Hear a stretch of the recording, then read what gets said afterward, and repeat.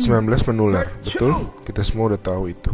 Parahnya karena masa inkubasinya bisa sampai 14 hari, orang bisa positif corona tanpa demam dan batuk. Gak kelihatan. Kalaupun dia nanti batuk dan demam, bisa jadi itu bukan corona, bisa jadi flu biasa. Jadi bingung kan? Nah, saat ini cara yang paling akurat yang kita punya adalah dengan testing. Pemerintah ini sedang mempersiapkan testing massal di hari-hari ke depan. Pesan utama video ini adalah jangan panik ketika nanti setelah testing massal, angka positif corona kita naik tajam.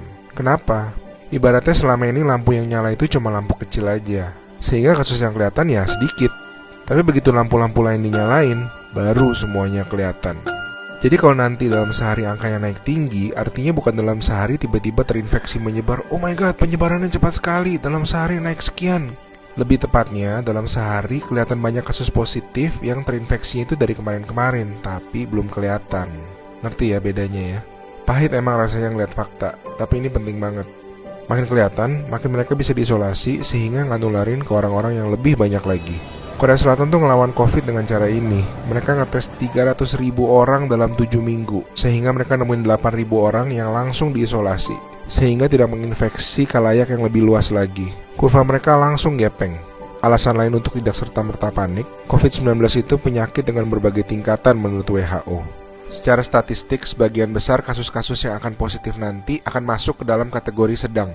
Dan secara statistik, kebanyakan bisa sembuh. Tetap berbahaya, tetap harus sangat waspada, tapi lengkapnya baca-baca jurnal resmi WHO ya.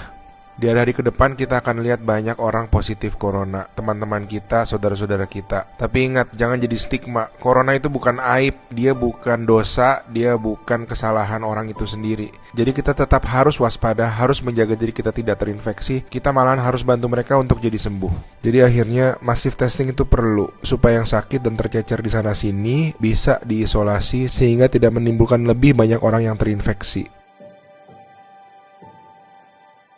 Pahit rasanya nanti ngeliat angka-angka ke depan, tapi ini langkah yang sebetulnya sangat positif.